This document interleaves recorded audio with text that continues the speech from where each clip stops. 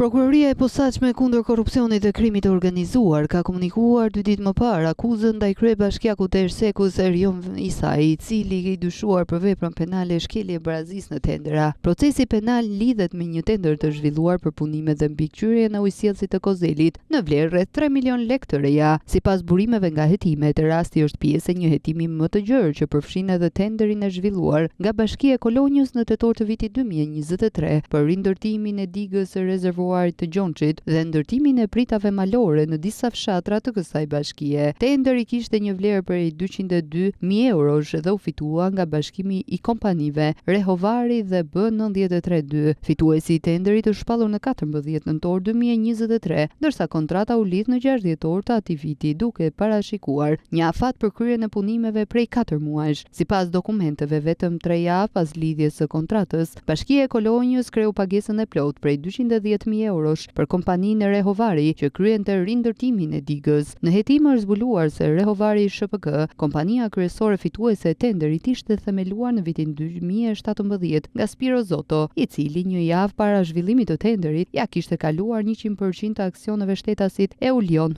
Hasko, kryeplaku të fshatit Starje në Kolonjë. Ky ndryshim pronësie sipas kallëzimit në SPAK ishte i lidhur me emërtimin e zotit Zoto si administrator i njësisë administrative Qendër Kolonjë nga vetë kryebashkiaku Erion Isai. Hetuesit dyshojnë se këto ndryshime kanë ndikuar në favorizimin e kompanisë fituese. Përveç kryebashkiakut Isai, prokuroria e posaçme ka komunikuar akuza edhe për 6 punonjës të njësisë së prokurimeve në Bashkinë e Kolonjës, të cilët dyshohet se kanë bashkëpunuar në favorizimin e fituesit të tenderit. Erion Isai u paraqit personalisht në ambientet e SPAK-ut, ku i është komunikuar zyrtarisht mbyllja e hetimeve dhe akuza që rëndojnë mbi të nga hetuesit e BK-s. Gjatë dëshmisë së tij, Isai ka mohuar çdo shkelje ligjore dhe ka theksuar se as ai dhe as stafi i prokurimeve nuk kanë kryer asnjë vepër penale. Ai gjithashtu ka deklaruar se investimi ishte i favorizueshëm për interesat e shtetit dhe se tenderi ishte zhvilluar në mënyrë të rregullt. Procesi gjyqësor ndaj Erion Isai dhe personave të tjerë të përfshirë pritet të marrë zhvillime të mëtejshme në ditët dhe javët në vijim, ndërsa autoritetet do të shqyrtojnë të gjithë provat dhe dëshmitë për të vendosur mbi fajsinë apo pafajsinë e tyre.